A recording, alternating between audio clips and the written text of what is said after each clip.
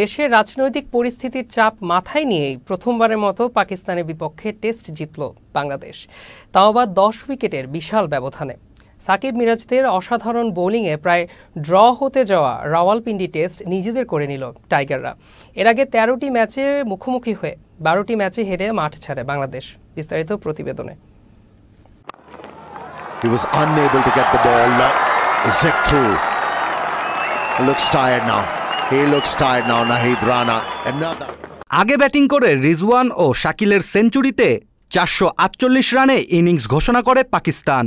জবাবে প্রথম ইনিংসে মুশফিকের 191 ও মিরাজ, লিটন ও সাদমানের হাফ সেঞ্চুরিতে 565 রানে অল আউট হয় বাংলাদেশ। 117 রানের বড় লিড নেয় সফরকারীরা।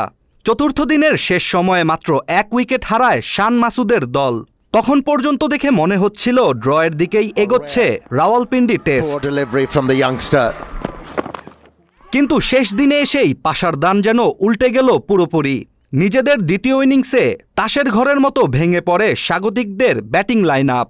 নিয়মিত বিরতিতে উইকেট হারানোয় দ্বিতীয় ইনিংসে 146 রানে অল আউট হয় পাকিস্তান, যা বাংলাদেশের বিরুদ্ধে সর্বনিম্ন স্কোর। শেষ দিনের চা বিরতির আগে টাইগারদের ইতিহাস গড়তে লক্ষ্য দাঁড়ায় মাত্র 30 রানের। পাকিস্তানকে প্রথম টেস্ট ম্যাচ হারানোর সুবর্ণ সুযোগটি আর হাতছাড়া করেনি মুশফিক, শান্ত, মিরাজরা। মাত্র 6.3 ওভারে লক্ষ্য তাড়া করে এত উইকেটের সহজ জয় তুলে নেয় টাইগাররা। Bangladesh going to create history and they're all up in the stand standing and applauding the two youngsters who will remember this forever.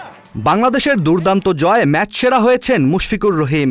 আর হত্যা মামলার খড়ক মাথায় নিয়েই বিশ্ব রেকর্ড গড়লেন অলরাউন্ডার সাকিব আল হাসান।